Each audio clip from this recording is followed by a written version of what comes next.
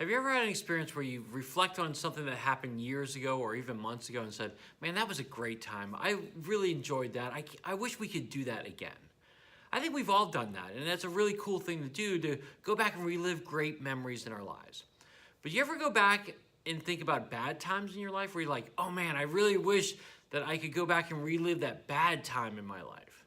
Yeah, it's not a good thing to do because those are bad experiences and you don't ever want to relive those bad experiences again. You want to relive good experiences.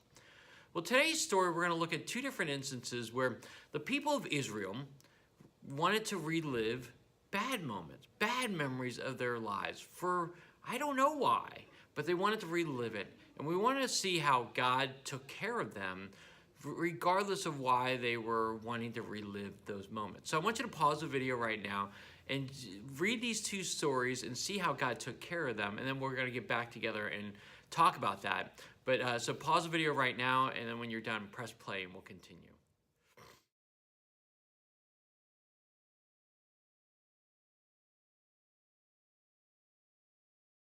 So the people of Israel were slaves for hundreds of years, not just a few months or a few days or a few years. Hundreds of years they were slaves to the people of Egypt. And then God rescued them. God took care of them. And God provided them a way out. Well, and while they were going out to the promised land, they went through a few years of where they were just wandering through the desert. And they were becoming restless. They were whining. They were complaining. In fact, they were whining so much that they actually wanted to become slaves again. They wanted to go back to Egypt and become slaves. How ridiculous is that? But the deal is, I think there are times in our lives where we look back at moments in our lives that we want to go back to that are not good moments in our lives.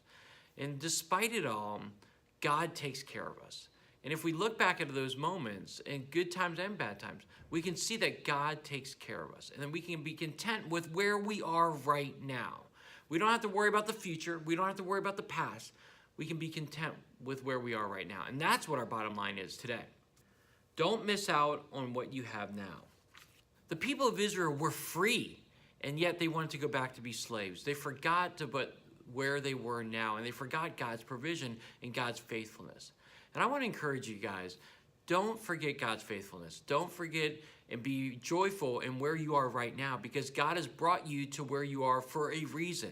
He doesn't want you to go back to be slaves or to go back to those bad moments. He wants you to be content with where you are now, and then he can use you to do some great things down the road. So I want to encourage you, don't miss out on what you have now. Be grateful for it. Be content for it. That's what our main point is for the whole month. So I hope you are content with where you are right now. Hey, as we wrap up this series on contentment, I want to just review the memory verse we've been looking at all month long. It's Luke 12:15. Then he said to them, watch out, be on your guard against wanting to have more and more things. Life is not made up of how much a person has. Life is made up of so much more.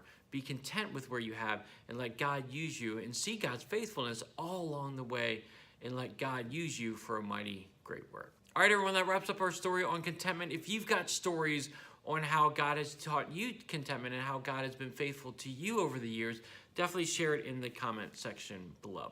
All right, everyone, well, we'll see you next week with a whole new story. Have a great week, everyone.